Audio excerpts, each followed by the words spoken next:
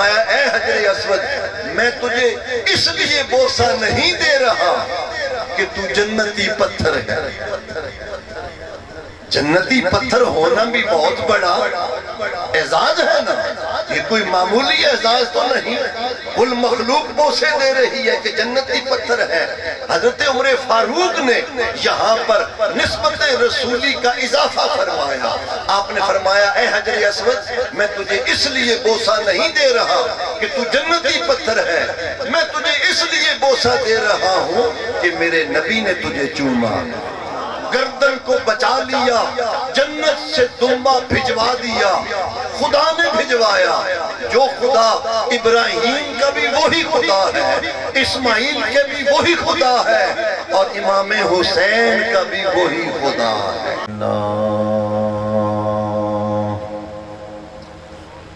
الحمدللہ رب العالمین والعاقبۃ للمتقین والصلاة والسلام علی رسولہ النبی الکریم اما بعد فاعوذ باللہ من الشیطان الرجیم بسم اللہ الرحمن الرحیم قال اللہ تبارک وتعالی فی القرآن المجید والفرقان الحمید ولا تقولوا لمن يقتل في سبيل الله أموات بل أحياء ولكن لا تشعرون صدق الله العظيم وصدق رسوله النبي الأمي الكريم ونحن على ذلك لمن الشاهدين والشاكرين إن الله وملائكته يصلون على النبي يا أيها الذين آمنوا صلوا عليه وسلموا تسليما درود پاک بحضور شہداء کربلا الصلاة والسلام علیکہ یا سیدی یا رسول اللہ وعلا آلکہ واصحابکہ یا حبیب اللہ۔ انتہائی واجب الاحترام قبلہ محمد الیاس شاہ صاحب، میزبان گرامی علامہ حافظ محمد اسامہ صاحب اور ثنا خان مصطفیٰ اور وابلہ کلونی کے اندر رہائش پذیر غلامان مصطفیٰ، غلامان صحابہ، غلامان اہل بیت اطہار، آج کی یہ بابرکت اور نورانی محفل پاک حضرت امام علی مقام حضرت سیدنا امام حسین رضی اللہ تعالی عنہ کی بارگاہ اقدس کے اندر ہدیہ عقیدت پیش کرنے کی خاطر انعقاد پذیر ہے۔ اللہ پاک شہدائے کربلا کی قربانیوں کے صدقے امام علی مقام رضی اللہ تعالی عنہ کی دین کی پاسبانی کے صدقے اللہ پاک ہم سب کو ایمان کی دولت سے مالا مال فرمائے اور تلاوت قرآن کی دولت سے مالا مال فرمائے، آل بیت اطہار کے ساتھ سچی محبت اور عشق کی دولت سے مالا مال فرمائے۔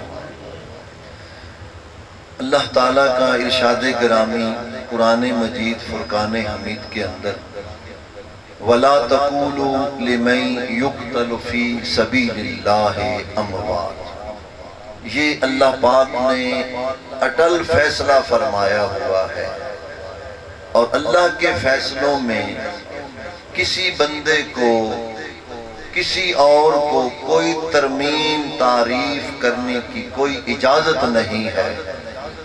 فیصلہ یہ رب نے فرمایا وَلَا تَقُولُوا لِمَنْ يُقْتَلُ فِي سَبِيلِ اللَّهِ أَمْوَاتٌ، کہ میرے وہ بندے جو میرے رستے میں اپنی جان کا نذرانہ پیش کر دیں، جو میرے رستے میں شہید ہو جائیں، اللہ تعالیٰ نے ارشاد فرمایا وَلَا تَقُولُوا أَمْوَاتًا، ان کو تم نے مردہ نہیں کہنا۔ ان کو کیا نہیں کہنا؟ یہ کس کا فرمان ہے؟ خدا کا فرمان ہے، آیت کریمہ ہے۔ قَالَ يَقُولُ کا مطلب ہے زبان سے کہنا۔ شہادت وہ اعلیٰ مقام ہے، اتنا محبوب اور مرغوب ترین مقام اللہ کی بارگاہ میں ہے کہ وہ بندہ جو اللہ کے رستے میں جان کا نذرانہ پیش کرتا ہے، اللہ پاک اس شہید کی عزتوں کی لاج کیسے رکھ رہے ہیں۔ فرمایا جو میرا بندہ ہے نا، وہ پابند ہے اس بات کا کہ میں خدا ہو کے کہہ رہا ہوں، خبردار تم نے میرے شہیدوں کو مردہ نہیں کہنا۔ یا اللہ تو پھر کیا کہنا ہے؟ قرآن کہہ رہا ہے بل احیاء ولکن لا تشکرون۔ یہ فیصلہ بھی رب نے فرما دیا، یا اللہ مردہ نہیں کہنا تو پھر ہم کیا کہیں؟ اللہ نے فرمایا بل احیاء، میں خدا جو کہہ رہا ہوں وہ زندہ ہے۔ بل احیاء، بلکہ وہ تو زندہ ہے، ولیکن لا تشعرون، لیکن تم ان کی زندگیوں کا شعور نہیں رکھتے۔ یہ آیت کریمہ ہے، یعنی تمہارے شعور کا قصور تو ہو سکتا ہے، میرے شہداء کی زندگیوں کے اندر نہ شک ہو سکتا ہے نہ شبہ ہو سکتا ہے۔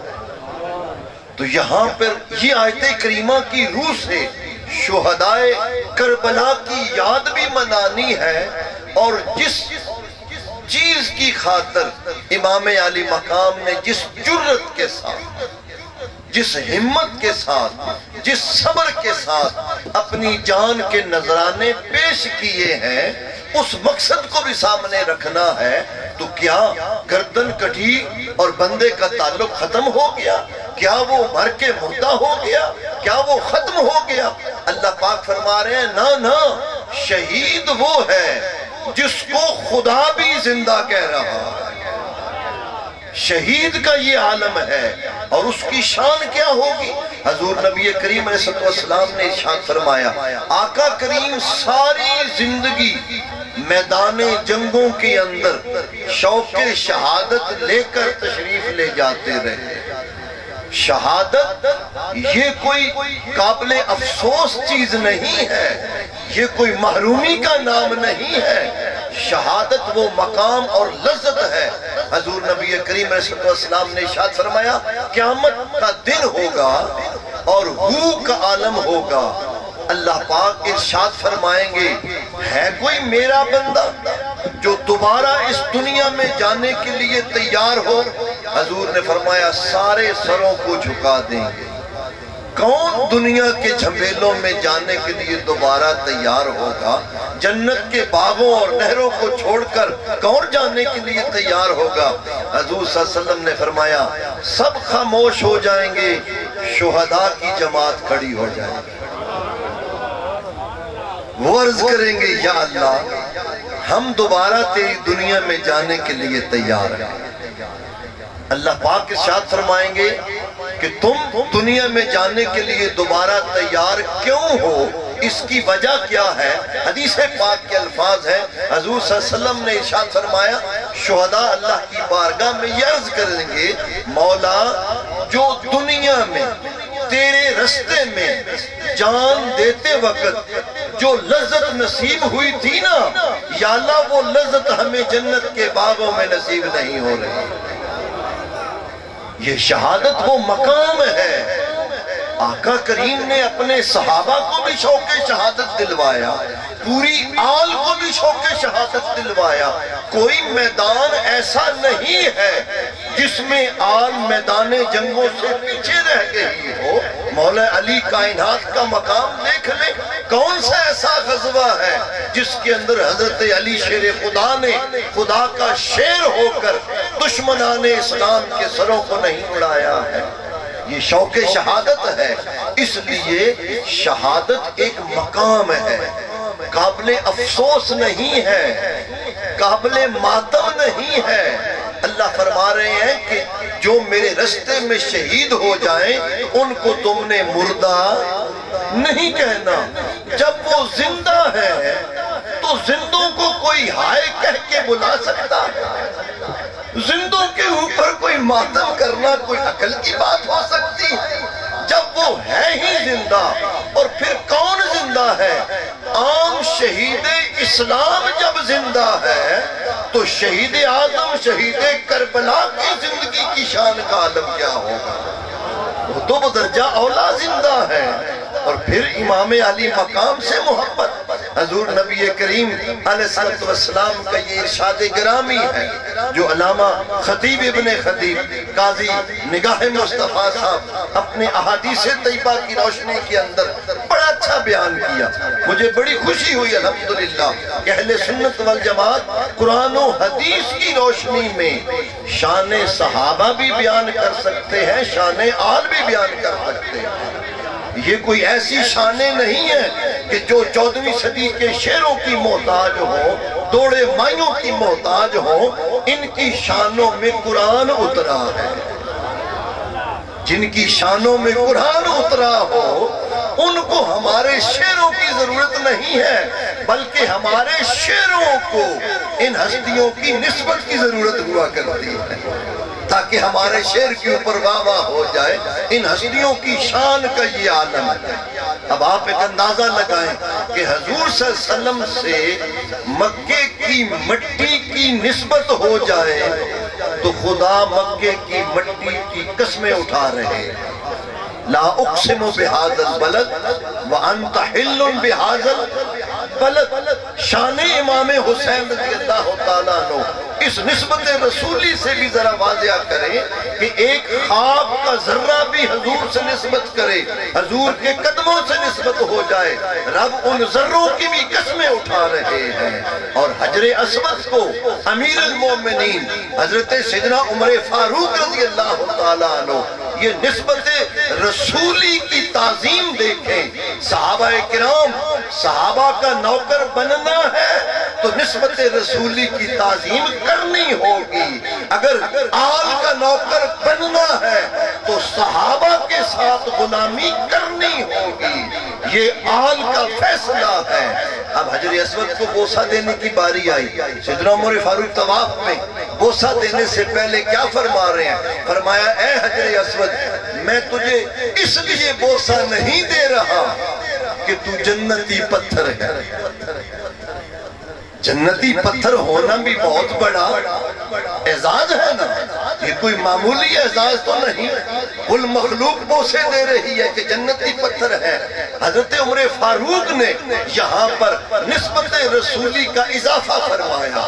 آپ نے فرمایا اے حجر اسود، میں تجھے اس لیے بوسہ نہیں دے رہا کہ تو جنتی پتھر ہے، میں تجھے اس لیے بوسہ دے رہا ہوں کہ میرے نبی نے تجھے چوما۔ صحابہ اس پتھر کو بوسہ دے رہے ہیں جن پتھروں کو آقا کریم کے ہونٹوں نے چوما ہے۔ یہاں پر دو شانیں حسنین کریمین واضح ہوتی ہے۔ اگر جنتی پتھر ہو، قیامت تک اس کی تعظیم کرنا، اس کو چومنا قابل ثواب ہے، باعث اجر ہے۔ جنتی پتھر کا یہ مقام ہے تو جنت کے جوانوں کے سردار کی شان کا عالم کیا ہوگا؟ کوئی ان تک پہنچ سکتا ہے؟ ارے جنتی پتھروں کی یہ شان ہے کہ آقا مصطفیٰ بھی تعظیم فرما رہے ہیں، صحابہ بھی تعظیم کر رہے ہیں، تو پتھر کی یہ شان ہے۔ جنتی جوانوں کے سردار کی شان کا عالم کیا ہے؟ یہ معمولی اعزاز نہیں تھا، اور اللہ پاک کا قانون ہے، قانون قدرت ہے، جس بندے کو، جس اپنے مرغوب بندے کو رب نے جتنا بڑا مقام دینا ہوتا ہے نا، اللہ پاک اس سے اتنا ہی بڑا امتحان لینا ہوتا ہے۔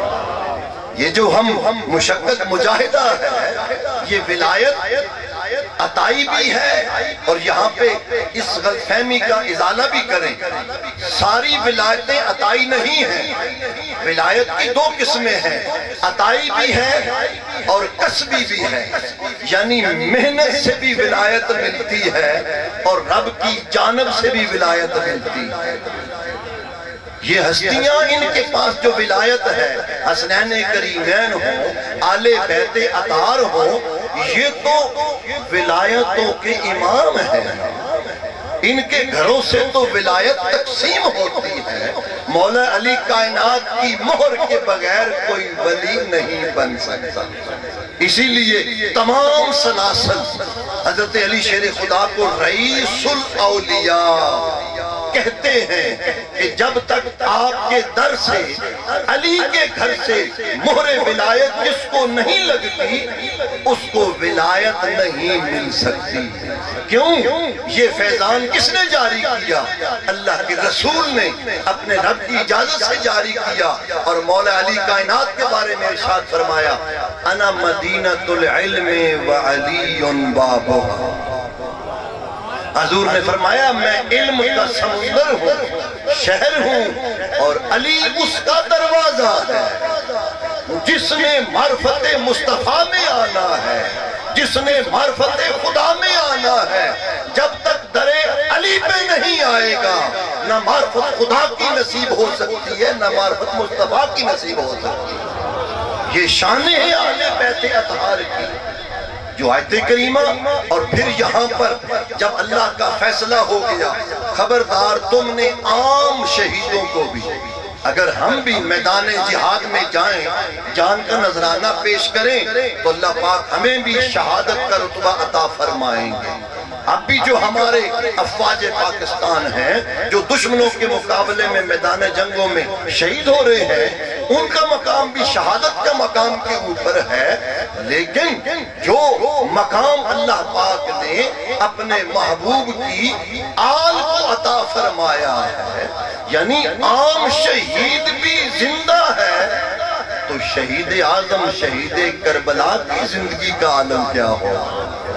اور جب وہ زندہ ہے جناب، تو اس لیے اہل سنت والجماعت کا یہ جو عقیدہ ہے نا، ہم امام علی مقام کو کبھی بھی ہائے حسین سے نہیں بلائیں گے۔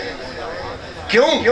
کہ ہمارا کوئی اپنا 14ویں صدی کا ہم کوئی اختراع تو نہیں کر سکتے، اللہ کے حکم میں ہم تبدیلی کریں تو ہم مجرم ہوں گے۔ رب نے فرمایا میرے شہید زندہ ہیں، اور زندوں کو ہائے سے نہیں پکارا جاتا، زندوں کو یا حسین سے پکارا جاتا۔ جو نعرہ ہمارا ہے یا حسین، یہی حقیقت میں خدا اور آقا مصطفیٰ کی تعلیم ہے، یہی قرآن و حدیث سے ثابت ہے۔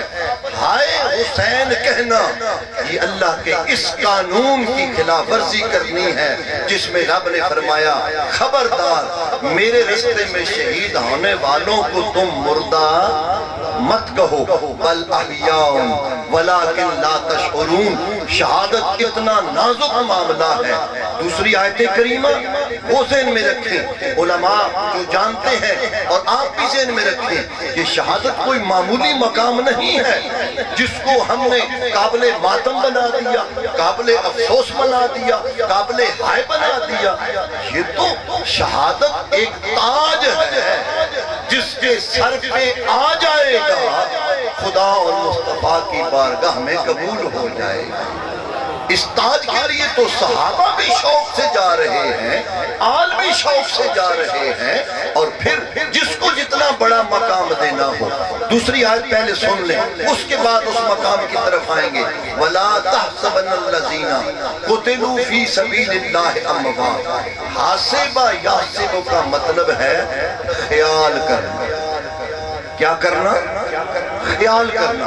اب اللہ پابند فرما رہے ہیں، پہلے رب نے ہماری زبانوں کو پابند فرمایا، خبردار میرے رستے میں شہید ہونے والوں کو تم مردہ مت کہو۔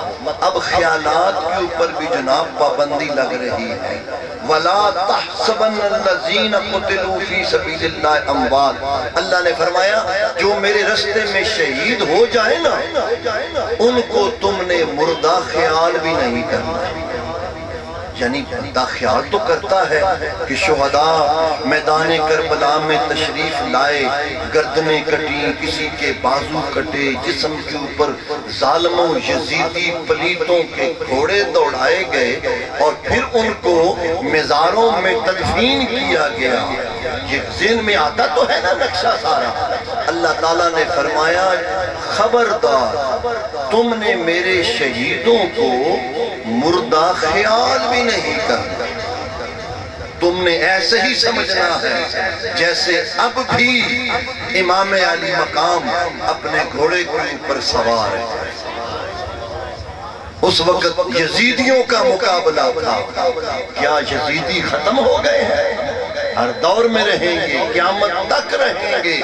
حق و باطل کا یہ سلسلہ ازل سے ہے، ابد تک جاری اور ساری رہے گا۔ ہر دور میں فرعون آئے گا، فرعون کے مقابلے میں موسیٰ آئے گا۔ پھر ہر دور کا یزید ہوگا، یزید کے مقابلے میں حسین ہوگا۔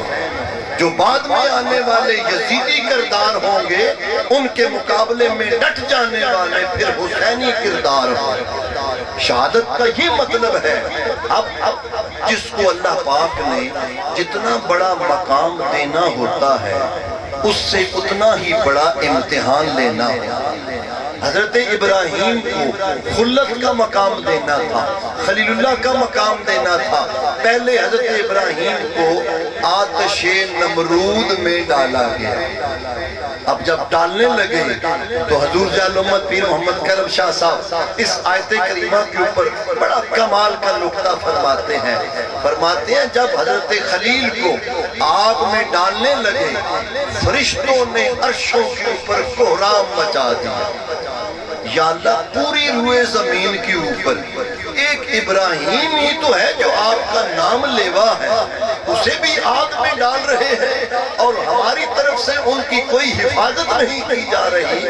اللہ پاک نے جبرائیل کو فرمایا جبرائیل جاؤ پوچھو میرے ابراہیم سے، اسے کسی کی مدد کی ضرورت ہے تو ہم کر دیتے ہیں۔ جبرائیل حاضر ہوئے، عرض کی اے ابراہیم آپ بس مجھے صرف اجازت دے دیں، مجھے فرما دیں کہ اے جبرائیل مجھے بچا لو تو میں بارش اتنی برساؤں کہ نمرود کی آگ کو بھسم کر کے رکھ دے، اندھیری اتنی چلاؤں، ہوا اتنی چلاؤں اس کو اڑا کر سینکڑوں میل دور لے جائے۔ حضرت خلیل نے ابراہیم نے کیا فرمایا جبرائیل مجھے تیری مدد کی ضرورت نہیں ہے، مرد ہے مجھے تیری مدد کی ضرورت نہیں ہے۔ جبرائیل بیچارے لاجواب ہو گئے جب آپ نے مدد سے انکار کر دیا تو جبرائیل امین فٹ عرض کرتے ہیں اے خلیل پھر اپنے رب سے ہی مدد مانگ لیں۔ تو سیدنا ابراہیم کا جو جواب قرآن کے اندر ہے آپ نے فرمایا جبرائیل میرا رب میرے حالات سے مجھ سے زیادہ آگاہ ہے۔ تو کیا سمجھتا ہے کہ میرا رب آگاہ نہیں ہے کہ اس کے خلیل کو آگ میں ڈالا جا رہا ہے؟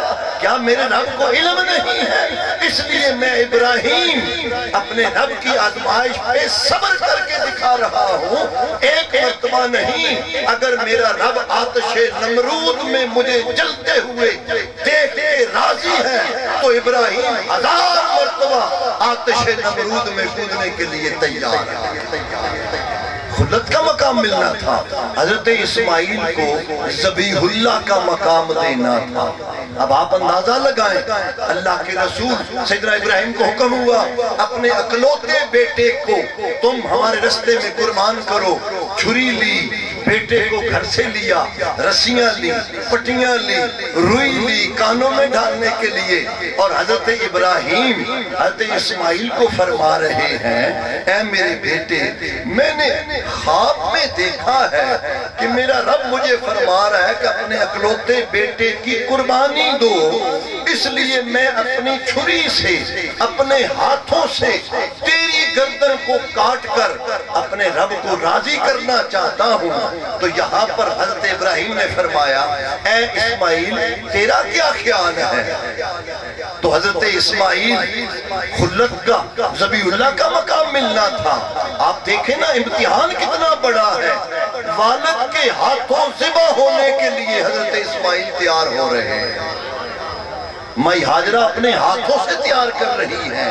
یہ شیر دل ہستیاں ہیں، موت سے نہیں ڈرا کرتی، انہیں پتا ہے موت ایک پردہ ہے جس کے بعد سب سے پہلے وصال خدا ہونا ہے۔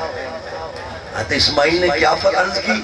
یا ابت افعل ما تؤمر، بابا جان جو آپ کو حکم ہے نا رب کا اسے آپ فوراً کریں، کوئی اس کے اندر ایک لمحے کی بھی غفلت نہ کریں، اور جہاں تک میرا تعلق ہے ستجدنی انشاءاللہ من الصابرین، آپ مجھے صبر کرنے والوں میں سے انشاءاللہ پائیں گے۔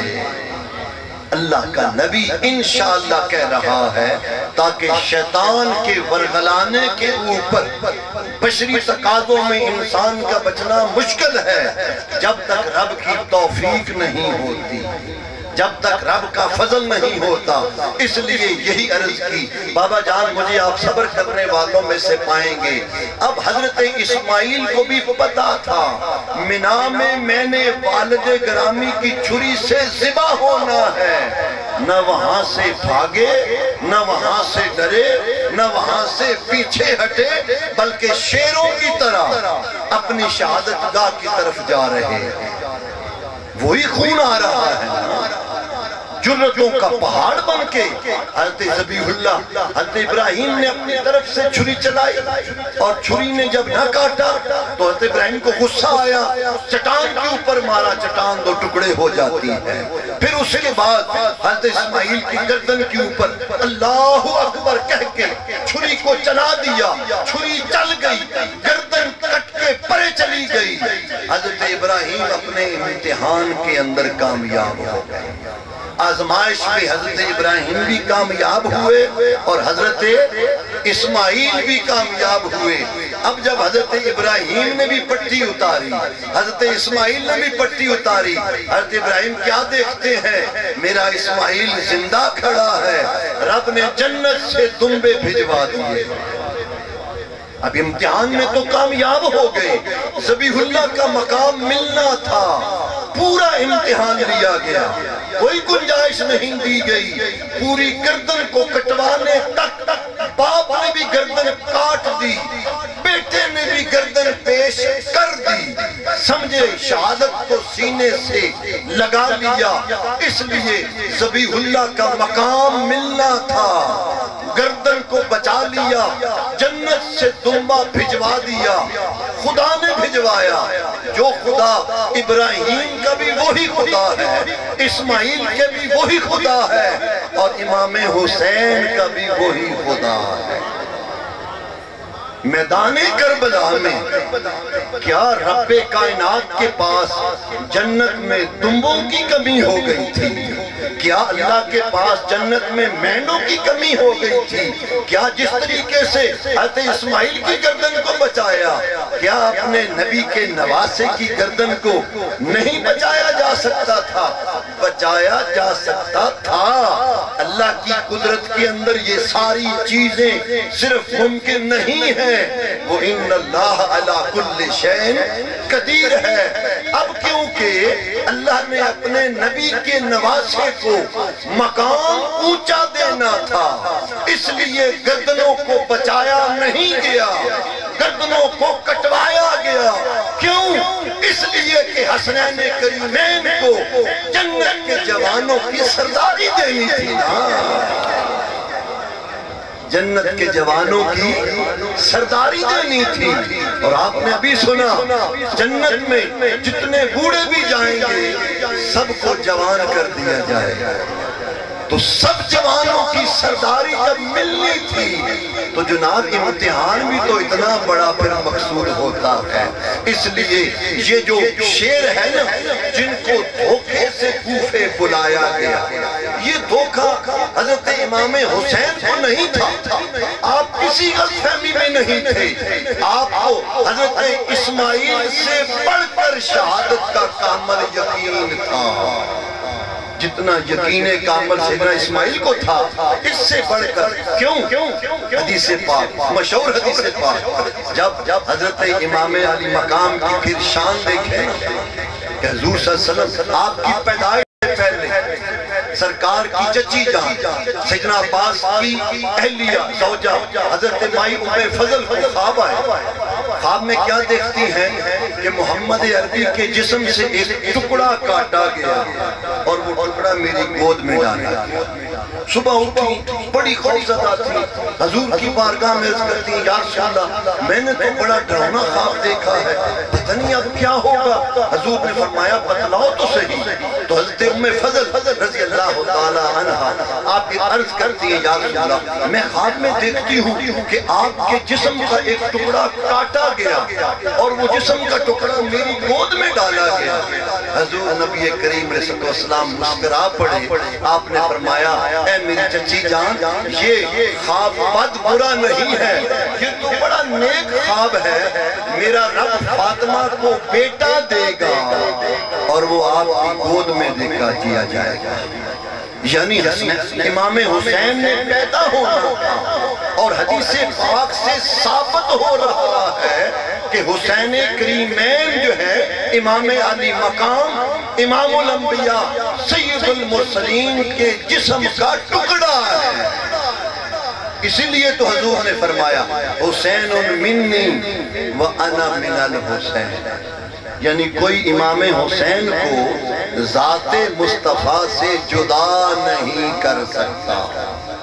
اور اسی وجہ سے کیونکہ اب یہاں پر امام حسین رضی اللہ تعالیٰ عنہ کی پیدائش سے پہلے خوشخبری، جب پیدا ہوئے تو پہلی اذان امام علی مقام کے کانوں میں امام الانبیاء دے رہے۔ اس سے بڑی بھی کوئی شان ہو سکتی؟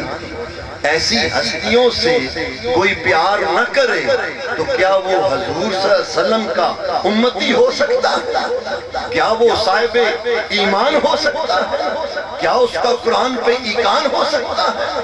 جس ہستی کی یہ شان ہے کہ پیدا ہونے سے پہلے بھی آقا کریم کے جسم کا ٹکڑا ہے، پیدائش کے بعد اذان بھی حضور دے رہے ہیں اور اپنی لعاب کی گھٹی بھی آقا کریم خود فرما رہے ہیں، عطا فرمائی جا رہی ہے۔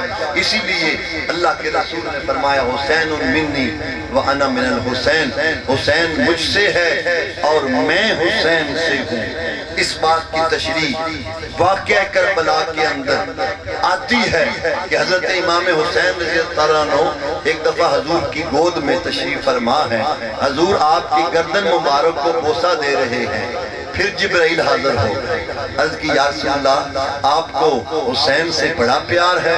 حضور نے فرمایا ہاں مجھے بڑا پیار ہے۔ جبرائیل نے عرض کی یا رسول اللہ آپ کی امت امام حسین کو شہید کرے، امتی کہا گیا شہید کرے گی۔ حضور صلی اللہ علیہ وسلم نے حدیث پاک کے جو الفاظ ہیں کسی حدیث سے یہ بات ثابت نہیں کہ حضور نے یہ عرض کی اور رب کی بارگاہ میں یا اللہ میرے حسین کو ان ظالموں سے بچا لے، میرے حسین کو ایسی دردناک موت نہ دے، میرے حسین کو کرب و بلا سے بچا لے۔ کوئی حدیث پاک ثابت نہیں ہے۔ حضور نے کیا عرض کی اللہ کی بارگاہ میں؟ اللہم آت الحسین صبرا و اجرا، یا اللہ میرے حسین کو صبر بھی دینا، صبر پہ اجر بھی دینا۔ اور حسین منی و انا من الحسین سے کیا ہے؟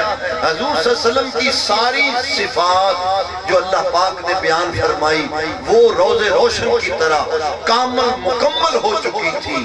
ایک شان جو تھی شان شہادت، وہ حضور صلی اللہ علیہ وسلم کی باقی تھی، اور آپ کے دل میں اتنا شوق تھا کہ مجھے شہادت کی جو ہے وہ تاج پہنایا جائے، شہادت کا جام نوش کروایا جائے، لیکن اللہ پاک نے اپنے نبی سے وعدہ فرمایا تھا واللہ یعصمک من الناس، محبوب یہ نہیں ہو سکتا کہ کوئی آپ کا بال بھی ٹھیکا کر ہم نے جو آپ کو بچا لیا ہے لوگوں سے، اس لیے حضور کے سینے میں شہادت کا شوق تھا، اور یہ شہادت کا شوق جو آپ کی ایک شان باقی تھی، یہ کربلا کے میدان میں حضرت امام حسین کی شہادت کے وقت پوری ہو رہی ہے۔ یہاں سے ہم یہ جرت تو نہیں کر سکتے، نہ ہماری یہ مجال ہونی چاہیے، کیونکہ پھر عام حضرات سن کے اس کو پھر بہت آگے بڑھا کر پیش کرتے ہیں تو عوام بیچاری کو سمجھ نہیں آتی کہ ہمارا جو وہ کلام ہے وہ ان رافضیوں کے ساتھ پھر مل جاتا ہے۔ یہاں پر اگر یہ کہا جائے تو اس کے اندر کوئی ایسا مبالغہ نہیں ہوگا کہ حضور صلی اللہ علیہ وسلم کی شان رسالت کی تکمیل جو ہے وہ شہید حسین سے پوری ہو رہی ہے، شہادت حسین سے پوری ہو رہی ہے، اور آقا کریم عین شہادت کے وقت بھی نگاہ لگائے ہوئے تھے۔ آپ کیا تصور کرتے ہیں اگر اللہ کے رسول عرض کر رہے تھے یا اللہ میرے آل کو ان ظالموں سے بچا لینا، تو کیا اللہ پاک یزید سے کیا کم طاقت رکھنے والے؟ یزید کو کوئی اتنی سپر طاقت آ گئی تھی کہ اللہ سے بڑھ جائے؟ یہاں پر یہ معاملہ نہیں ہے، یہاں پر صبر کا حکم دیا گیا۔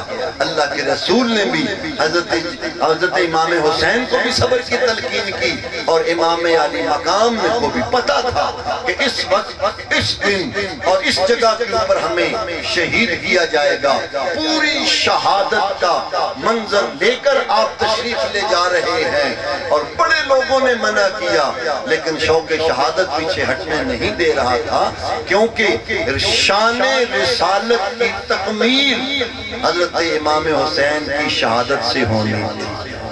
اور میں الحمدللہ 7 سال مصر میں رہا ہوں۔ سر اقدس جو ہے حضرت امام حسین رضی اللہ تعالیٰ کا، اس کا مزار مصر قاہرہ کے اندر، فاطمی دور کے اندر۔ یہ سر اقدس مائی زینب رضی اللہ تعالیٰ عنہ سے پوچھا گیا، آپ نے فرمایا یہ ہمیں عطا کیا جائے۔ سر اقدس آل بیت اطہار کے قافلے کو دے دیا گیا۔ پہلے حضرت امام علی مقام کے سر اقدس کو، یہ تاریخ ہے، مدینہ شریف میں تدفین ہوئی، پھر قبرص کے اندر تدفین ہوئی، پھر جب مصر میں فاطمی بادشاہ بنے نا تو پھر انہوں نے شاہی پروٹوکول کے ذریعے امام علی مقام کا سر اقدس قبرص سے یہاں قاہرہ کے اندر شفٹ کر دیا تاکہ ہماری حکومت کو کوئی ہلا نہ سکے۔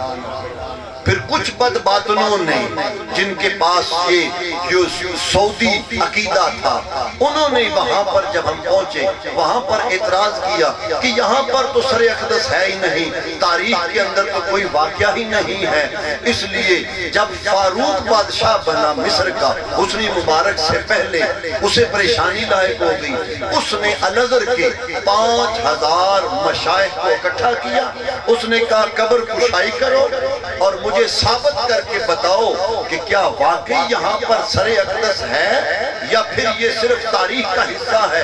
اگر نہیں ہے تو پھر دربار کو ختم کیا جائے، صرف مسجد کو باہر رکھا جائے۔ 5000 مشائخ الازہر کے جن کی ڈیوٹی لگی، پورا مصر اکٹھا ہوا، قبر کشائی ہوئی، اس کے اندر لکڑی کے تابوت میں امام علی مقام کا سر اقدس موجود پایا، اور ان الازہر کے مشائخ نے اپنی انگلی کو جب رخسار امام حسین کے اوپر رکھا نا تو وہاں سے خون پیچھے ہٹ جاتا ہے۔ زلف مبارک ایسے ہی غسل شدہ تھی جیسے ابھی زمزم سے غسل کر کے آپ تشریف لائے ہیں۔ فاروق نے اس کے بعد پھر سونے کا تابوت بنوا کے الازہر کی تاریخ میں، مصر کی تاریخ میں یہ لکھوا دیا تاکہ قیامت تک کوئی بدبخت امام علی مقام کی حیات کے اوپر کوئی انگلی نہ اٹھا سکے. پورا مصر گواہ ہے. چہرہ مبارک ایسے تھا جیسے آپ زندہ. بل احیاء ولیکن لا تشعرون. انشاءاللہ جہاں پر ذکر حسین ہوگا وہی ذکر مصطفیٰ بنتا ہے. جو ذکر مصطفیٰ ہے وہی ذکر خدا ہوتا ہے. اللہ پاک ہم سب کی حاضری قبول و مقبول فرمائے. وآخر دعوانا ان الحمدللہ رب العالمین.